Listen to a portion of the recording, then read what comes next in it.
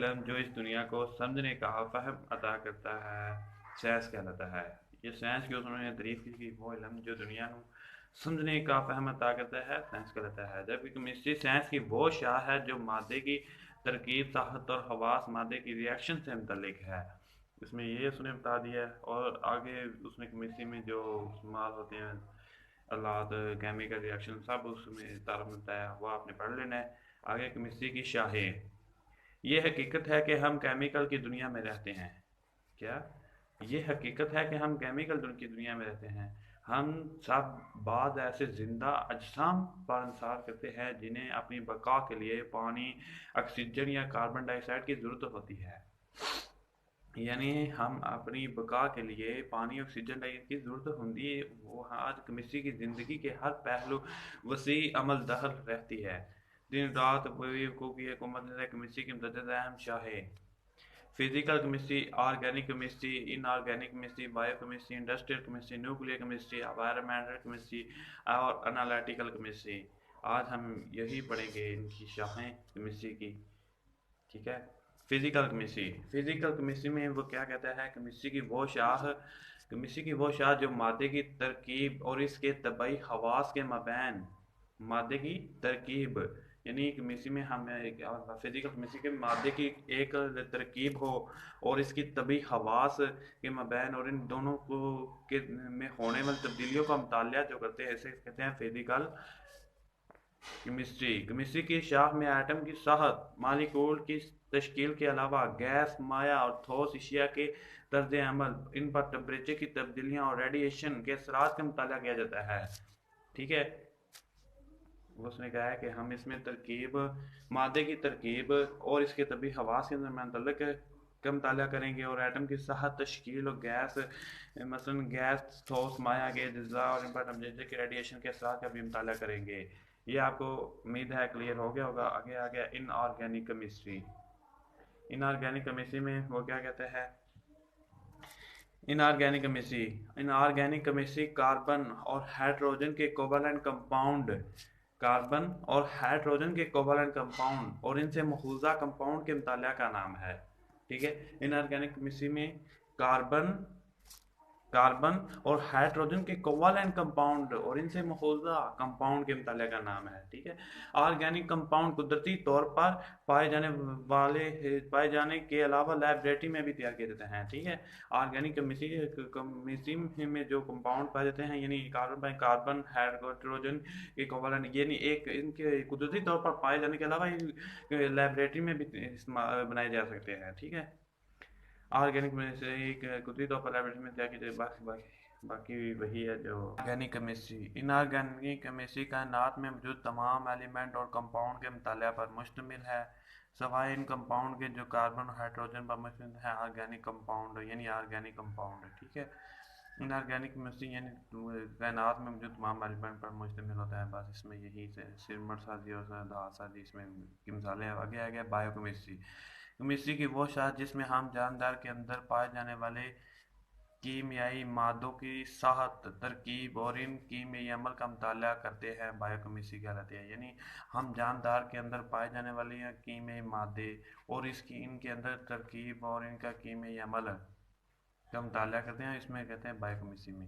اس شاخ کے تحت جاندار کے اندر انجام پائے جانے والے تمام ریئیکشن کا احاطہ کیا جاتا ہے، مثلا جاندار کے جسم میں بائیو مالیکول جیسے کاربوہائیڈریٹ، پروٹین اور چکنائی سنتھیٹکس اور ان اشیاء میں ہونے والی میٹابولزم کا عمل ہے، ٹھیک ہے۔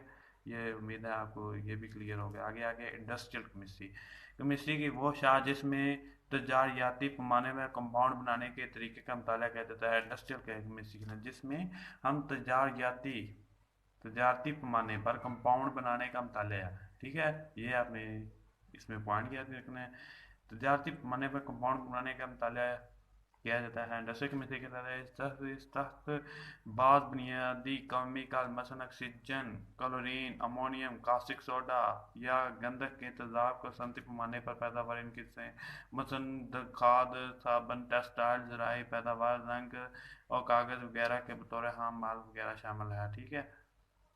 آگے آ گیا نیوکلیئر کیمسٹری۔ کیمسٹری کی وہ شاخ ہے جو ریڈیو ایکٹیویٹی اور نیوکلیئر ریاکشن اور نیوکلیئر حواس کے مطالعہ سے تعلق رکھتی ہو نیوکلیئر کیمسٹری کہلاتی ہے، ٹھیک ہے؟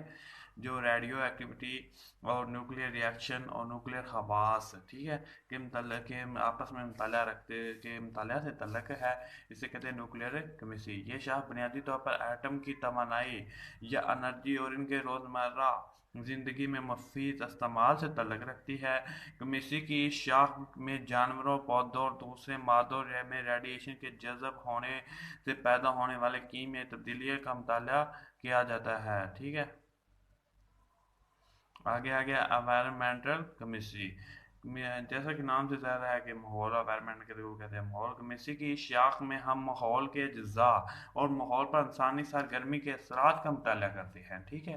اس میں ہم ماحول کے اجزاء اور انسانی سرگرمی پر ماحول کے اثرات کا مطالعہ کرتے ہیں۔ انوائرمنٹل کیمسٹری کا دوسرا سائنسی علوم مثلاً بائیولوجی، ارضیات، ماحولیات، مٹی اور پانی کی کیمسٹری، ریاضی اور انجینئرنگ سے بھی تعلق ہے۔